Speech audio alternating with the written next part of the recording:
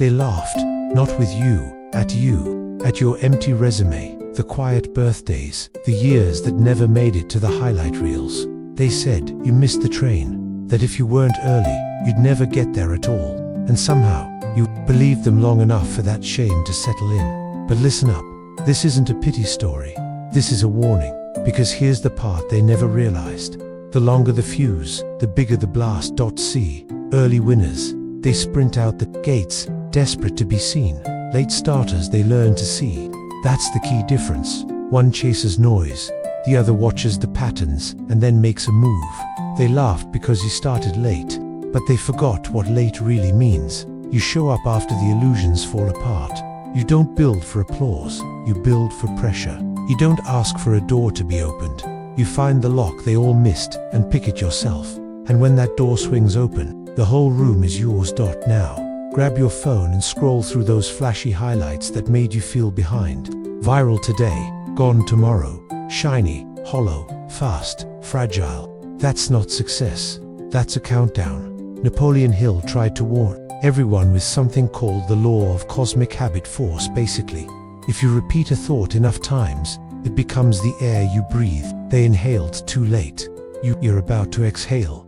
Command. Here's the secret they don't say out loud. Starting late gives you 3 unfair advantages. First, selection. You get to choose better games to play. Second, clarity. You waste less energy chasing distractions. Third, immunity. You stop asking permission. That's why the quiet ones are the most dangerous. The ones who disappear before they reappear. The ones who don't announce themselves. They just arrive.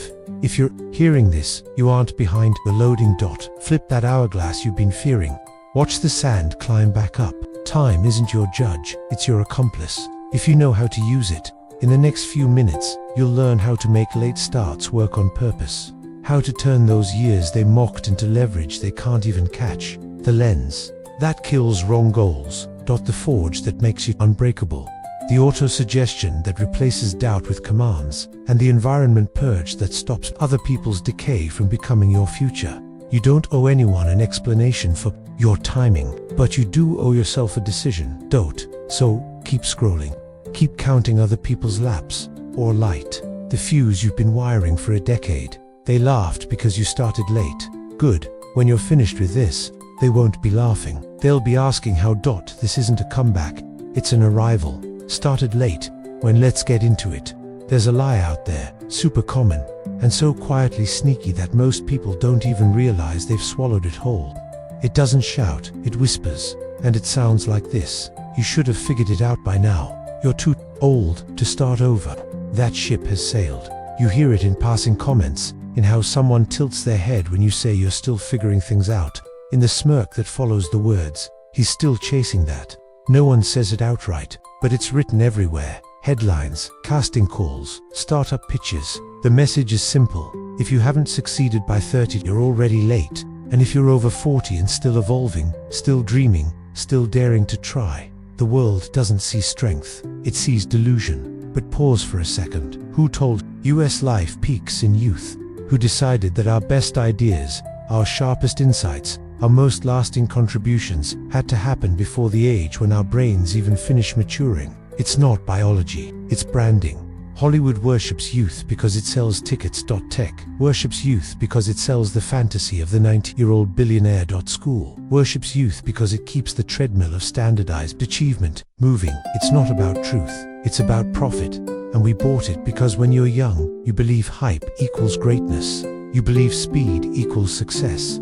You believe if you're not sprinting, you're already falling behind. So you run, but not to build something real. You run to catch up with someone else's timeline. That sprint, that's not success. It's fear. Fear of being left behind. Fear of being the only one still invisible while everyone else gets celebrated. And every scroll you make reinforces that fear. Open Instagram or TikTok, and what do you see? Younger, faster, louder, richer. Every post like a whisper echoing, "You're too late." But here's the truth that cuts through that whisper like a knife. You didn't fail. You were programmed. Napoleon Hill called it the law of cosmic habit force. The idea that any thought you repeat long enough becomes your internal law. It doesn't stay outside you. It becomes you. that voice in your head telling you it's too late. That's not your intuition. It's not realism. It's leftover programming, installed by a culture that confuses youth with value. Think about it. What does youth really bring? Energy, sure, confidence, maybe, but also inexperience, fragile, identity, dependence on external approval. The world sees youth as the pinnacle, not because it's wise, but because it's loud. It confuses volume with value, noise with depth, shine with substance. That's why so many early winners burn out. They built their identity on speed, not strength, on applause, not awareness, on virality, not vision. Their success was a sprint, and sprints don't last. Meanwhile, you, the so-called late one, were still walking, still learning, still connecting dots, while they burned out chasing the wrong ones. And here's a paradox. No one wants to admit. Speed looks impressive in the short run, but wisdom wins in the long run. The obsession with youth, it's not about celebrating truth, it's a distraction, a spell to keep you chasing, doubting, apologizing for your timing. But if you look closely, you'll see cracks in the illusion. The child star who collapses in their 30s, the startup genius who burns out before 35, the influencer who goes viral and then fades into nothing. Because speed without foundation is a countdown, and when the countdown hits 0, there's nothing left. That's why they had to sell the lie. Because if everyone realized that slower, deeper lives build unshakable power, the system built on fear and urgency would collapse. So they labeled slowness as failure, patience as weakness, wisdom as irrelevance, and you believed them. Until now. Here's what they'll never admit. You're not running late, you're running differently. You're not behind, you're building on a different level. The world measures you by clocks, but clocks don't measure awareness. And awareness, the kind that only comes with time, scars, and silence, is worth far more than any sprint culture worships. So the next time you hear that whisper, you're too late, remember, that's not truth, it's programming, and you're not here to echo anyone's voice. You're here to rewrite your own story. If being late was a weakness, then why do so many fast starters collapse? Why do early winners, child prodigies, and 20-something stars fade before their success even has time to settle? Because when victory comes before identity, you end up building a life that isn't really yours. You perform, you please, you run fast, but you don't know where you're going. And when the applause fades, so do you. That's not power. That's dependency, dressed up as achievement. But late bloomers, they're built in silence, forged through years of invisibility, tempered by rejection, refined by trial, sharpened by loss. That forge gives them strengths no one sees, until it's too late to compete. By your late 30s, 40s or 50s, you've lived enough cycles to connect dots. Others can't even notice. The young see events. You see patterns. You failed, repeated mistakes, endured seasons that looked the same until you learned to read the subtle differences. That's why you can walk into a room and feel what's unsaid, spot the trap before others, even recognize the bait. Pattern recognition isn't theory, it's scars turned into vision, intuition made of memory, wisdom carved by time. And that ability, it makes you unshakable in a world addicted to speed. Because speed without pattern recognition, it's not progress. It's just running in circles. Youth breaks when it's rejected. It collapses under the first note, the first heartbreak, the first failed dream. But you've been here before, rejected and come back, failed publicly and kept moving. You've carried disappointment so many times. It doesn't break you anymore, it builds you. Resilience isn't loud, it's not some motivational quote you scroll past. It's the quiet refusal to stay down. It's a muscle you build by falling and standing again and again, until standing becomes second nature. That calloused courage might be invisible to the outside world, but it's your armor, and when pressure hits, as it always does, you don't shatter, you absorb it, channel it, outlast it, because the world always underestimates the one hardened in silence. When you're young, ego drives everything. Every success is a performance. Every failure feels like humiliation. Every move you make is about being seen. But age changes the game. You stop needing to prove yourself all the time. You don't crave every compliment. You don't chase every like. Instead, you start refining. Your clarity doesn't come from ambition, it comes from awareness. You know what truly matters, and more importantly, you know what doesn't. That's why late bloomers make fewer moves, but each one hits way harder. Every decision slices through the noise. Every step is deliberate.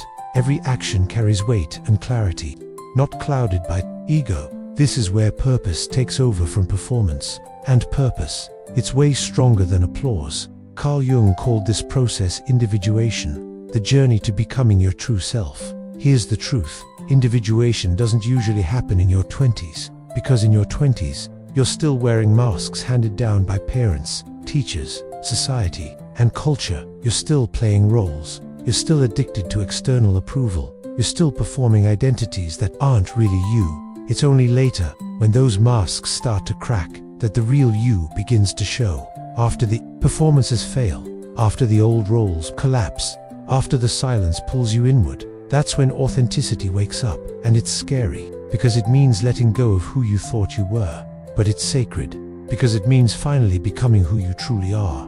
That's why late bloomers carry a depth the young just don't have, because the real self doesn't bloom early. It blooms when it's ready, and when it does, nothing can shake it. Think of a blade. A blade rushed into battle breaks fast. It might look sharp up close, but one strike and it bends or shatters. Now think of a blade forged, slowly heated, hammered, cooled, hammered again. That blade becomes unbreakable. That's the late bloomer. Not fragile steel, but tempered steel. Not shiny, but sharp. Not fast, but fatal. The world mocked waiting, but waiting was the weapon, because what takes longer to build also takes longer to break. So remember, you're not behind. You're carrying weapons others don't even know exist. Pattern, recognition that saves you years. Resilience that makes rejection powerless. Clarity that cuts through noise. Authenticity born from individuation, a self forged in fire. That's why, when late bloomers finally move, the world doesn't know how to stop them, because they weren't trained for applause. They were trained in obscurity, and obscurity is the most dangerous forge of all. The world measures power by noise, headlines, followers, applause that assumes that if you're not seen, you're not real. But what if the opposite is true? What if silence isn't absence, but preparation? What if invisibility isn't failure, but incubation? Here's what most people don't get. Every life that burns bright must first burn quietly, and the longer the quiet, the deeper the fire. In metallurgy, steel isn't made in daylight, it's made in fire, buried deep in a furnace, unseen. Where the hammer falls time and again. Each strike is a rejection, each burn humiliation, each cooling a season of waiting. If the blade is rushed, it shatters in its first battle, but if it endures the fire long enough, it emerges unbreakable. That's what obscurity does. It forges, it refines, it strengthens you in silence, so that when you finally do appear, you don't collapse under the first blow. The world thinks invisibility is punishment, but invisibility is the forge. Early winners crave visibility. They build fast, but they build hollow. Every step they take depends on applause, and applause is the most fragile foundation of all. It fades, and when it fades, that house they built comes crashing down. But the late bloomer, he doesn't waste years chasing noise. He spends them laying stone, pouring concrete, building underground, where no one is watching. That's why when he finally rises, he doesn't shake with every gust of opinion. He doesn't crumble when the spotlight moves on, because his roots are deep. His foundation is real. The delay wasn't wasted time, it was construction time. Think of Colonel Sanders. By the time most people would have been settling in for retirement, he was broke, rejected, and forgotten. At 65, he had nothing but a recipe and a stubborn refusal to quit. So he got in his car, drove across America, knocked on doors, and slept in his front seat. And he heard no more times than he could count. Restaurant owners laughed at him, told him he was too old, dismissed him as a man chasing a pipe dream. But every rejection, that was the hammer striking the steel. Every closed door, it reheated the fire. And after enough strikes, after enough no's, the blade was ready. Today, KFC feeds millions in over 140 countries, not because he started young, but because he endured the forge when everyone else said he was finished. Or look at Vera Wang. She wasn't sketching dresses in her childhood bedroom. She wasn't crowned a prodigy at 22. She was a figure skater who failed to make the Olympic team. Then a journalist, an editor, an observer, living lives that didn't fit. For decades, she was invisible to the world that would one day worship her until she was 40, when she finally walked into design. What emerged wasn't the shallow imagination of youth, it was vision shaped by patience, texture, and taste. Today, Vera Wang is a global icon, but the world forgets the 39 years of silence that WA sportsed her. That's the secret of delay. It's not shame, it's incubation. While others chase applause, you're storing energy. While others build fragile houses, you're laying steel foundations. Invisibility isn't weakness, it's the hidden stage of transformation. Think of the caterpillar inside the cocoon. From the outside, lifeless, but inside, it's rearranging everything. It's not dead, it's rebuilding. So when you feel invisible, remember that's exactly the point. The silence is the fire, the rejection is the hammer, the waiting is the tempering. And then one day, without warning, the blade emerges. Sharp, dangerous, unbreakable. The world expects. Loud and flashy, they expect the early winners who announce themselves before they're even ready. But it doesn't expect the ones forged in silence, the ones tempered by rejection, the ones invisible long enough to become unrecognizable. That's why late bloomers are so dangerous, because by the time you see them, it's already too late. Their fire doesn't flicker, it roars. Their foundations don't shake, they've been hammered solid. When they finally arrive, they don't sprint, they don't scream, they just walk into the room, and the ground shifts beneath them. Real transformation doesn't start outside, it begins in the only battlefield that truly matters, the mind. And right now, that battlefield is flooded with the enemy's voice, a script you never wrote, but have been repeating for years. I'm too late. No one will take me seriously. There's no time left. Every time you whisper those words, you aren't describing reality, you're issuing commands, and your subconscious obeys. It doesn't question, it doesn't argue, it simply says, yes sir. That's why so many people live the same year over and over. They call it a life. But it's just repetition, not because they lacked opportunity, but because their programming never changed. Imagine your mind as a war room. On one side, the old general, commanding troops of doubt, shame, hesitation. On the other, a new general waiting to rise. But here's the truth, only one can give orders at a time. Right now, too many of you are still saluting the wrong voice. Napoleon Hill called it auto-suggestion. The idea that any thought, if repeated enough, becomes law inside you. Most people think they don't practice it, but they do. They just rehearsed failure. So often, they mistook it for their identity. Auto-suggestion isn't delusion, it's discipline. Fake it till you feel it isn't pretending, it's rehearsing a new identity until the old one loses power. Here are 3 mantras every late bloomer needs to repeat until they take root. 1. I am not late. I am precisely on time. 2. My scars are experience. My delays are depth. 3. I am not behind. I am prepared. Say them daily. Say them deliberately. Even if your voice shakes. At first, they'll feel fake. They're supposed to, because you're speaking a language your old self doesn't recognize. But keep repeating. Eventually, the old general falls silent, and in that silence, the new self begins to speak. Not with apologies, not with excuses, but with commands. Because the battlefield was never against the world, it was always against the script running in your own head. And now, it's time to kill that old script.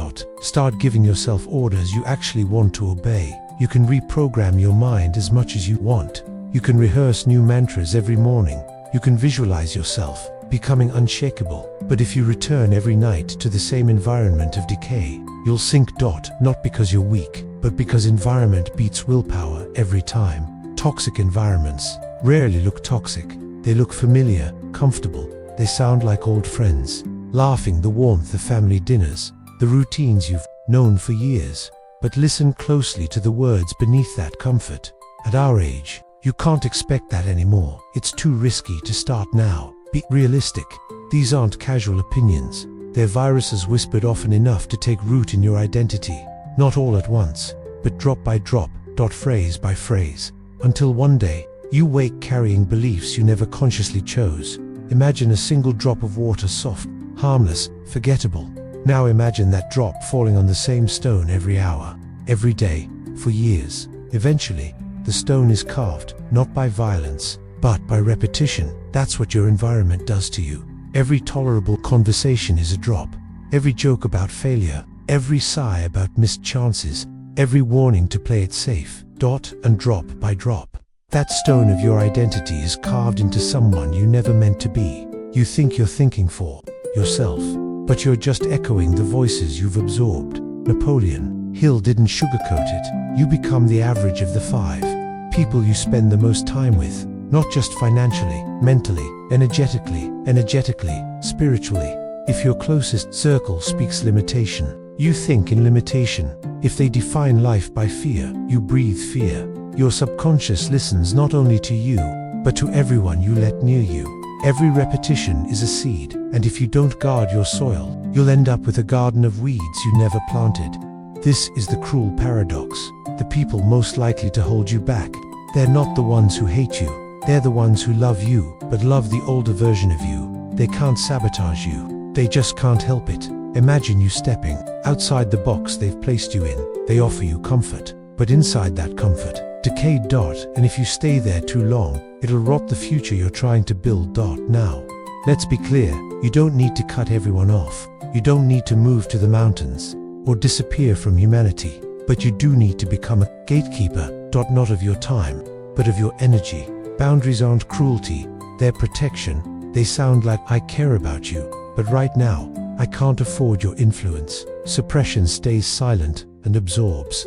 Poison dot, boundaries speak and refuse to drink it. You don't need to hate anyone. You don't need to fight anyone. You just need to stop letting their words become your script. So what does this purge look like? In real life, it looks like putting distance between you and people you love, who quietly sabotage you. It looks like saying no to conversations that glorify regret and limitation. It looks like ending phone calls that always end with, "Just be grateful you got this far." It looks like walking away from nostalgia, from heavy groups that only celebrate who you used to be.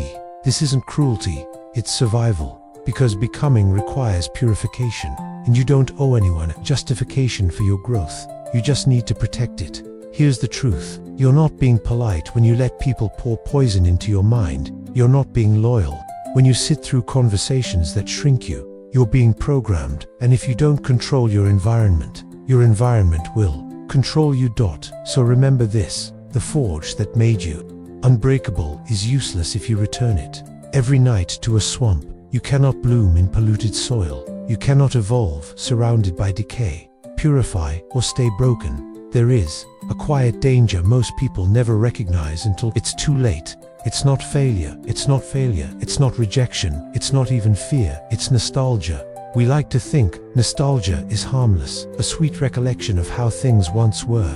Childhood summers, youthful confidence, the feeling of being lighter, freer, more alive, but beneath its warmth, nostalgia carries a sharp blade, because when you cling to who you used to be, you kill who you are meant to become. Carl Jung called it the death of the persona. He understood the masks we wear, the identities we create to survive a season of life, eventually become prisons. The student who was the quiet achiever, the worker who was the reliable one, the lover who was always forgiving. These roles kept you safe. They gave you belonging, but the more tightly you grip them, the more they turn into chains. Here's the brutal truth. The person you were is not the person you need to be, yet nostalgia disguises this sabotage as comfort. It whispers, go back. Remember when life was easier, when you were admired, when you didn't have these scars. And without realizing it, you start negotiating with ghosts. You keep replaying old versions of yourself that never really existed the way you imagined them. It's self-sabotage, wrapped in a lullaby. Think of it like a haunting. You're walking forward into the unknown, but behind you trails a shadow of who you were, pulling, whispering, convincing you the past was safer, purer, better, dot. And every time you look back too long, you freeze. You start to rot in place. This is why true transformation always feels like grief, because it is. You aren't just chasing new opportunities, you're burying old selves, and grief is heavy. Jung's lesson here is devastating but liberating. To grow, you must allow the old persona to die. That mask you once needed must be laid to rest, or it will strangle you.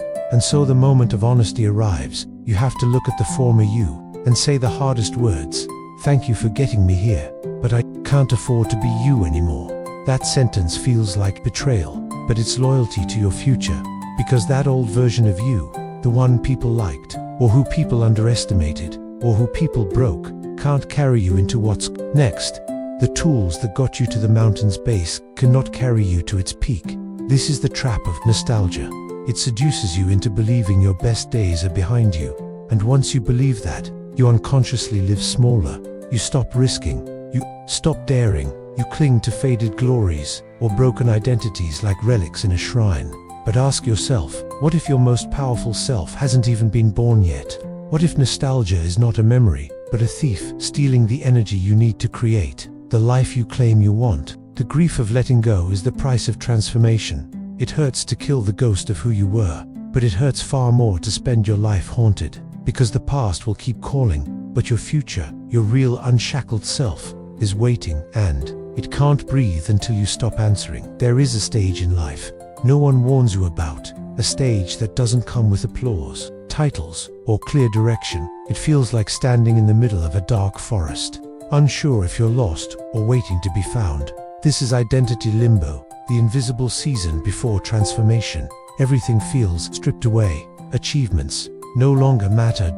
Old roles don't fit anymore. You wake up each day and ask, who am I now? And the silence that answers feels unbearable. But this silence isn't death, it's gestation. It's the underground season of the seed. Nothing visible above the surface, but life is quietly reorganizing below. From the outside, it looks like nothing is happening. From within, everything is happening. The trap most people fall into here is comparison. You see others racing ahead, collecting accolades, crafting polished identities, and you wonder if you're failing. But Jung reminds us, speed is not depth. The river that runs shallow makes the loudest noise. The deep waters of transformation move in silence. History proves this limbo isn't weakness, it's a law. Before resurrection, there's always a tomb. Before breakthrough, there's always disappearance. Jesus vanished into the wilderness for 40 days. Nietzsche collapsed into silence before birthing his greatest works. Even great empires recede into obscurity before rising again. Transformed, the void isn't a pause, it's the price. To endure this season is to trust what you cannot see, that it means accepting that identity isn't built in the spotlight, it's built in the shadows. You're not being punished, you're being remade. Because when you emerge from this limbo, you won't just improve, you'll transform, and transformation doesn't give you back what you lost, it gives you something that never existed before. A self not borrowed, not imitated, not inherited, but forged. That's why silence matters. It's the soil from which authenticity grows. While the world rushes to crown those who appear ready too soon, you'll know a secret. Emergence isn't about being faster, it's about being real. The modern world is obsessed with speed. Everything must be instant, visible, and loud. Success is measured in views, likes, and fleeting applause. If you don't arrive early, if you don't peak before the spotlight moves on, the world whispers you're irrelevant. But beneath this obsession with acceleration is a quiet hunger, a hunger for depth, for wisdom, for something that doesn't vanish with the next algorithmic scroll. And this is where late bloomers stand apart. They're not just survivors of delayed timing, they're recalibrators of civilization itself. They arrive after the noise has burned itself out, carrying truths that can't be rushed, while the world spins dizzy chasing the next trend. Late bloomers slow the wheel down. They remind humanity what truly matters. History shows this pattern. Civilizations don't collapse from lack of innovation, they collapse from lack of wisdom. Rome had brilliance, but also arrogance. The industrial age had speed, but lacked soul. In every era, those who matured slowly, who watched longer, who suffered in silence before speaking, they became the voices of balance, not the architects of meaning. The world doesn't need more early explosions of brilliance that burn out like fireworks, that it needs fires that burn slow, steady, and long, fires lit by late bloomers, the ones who carried embers quietly through decades of obscurity, only to ignite when darkness was at its greatest. Because what the world needs today isn't more noise, it needs endurance. The kind of wisdom that can't be compressed into a viral moment, the kind of vision that takes half a lifetime to form.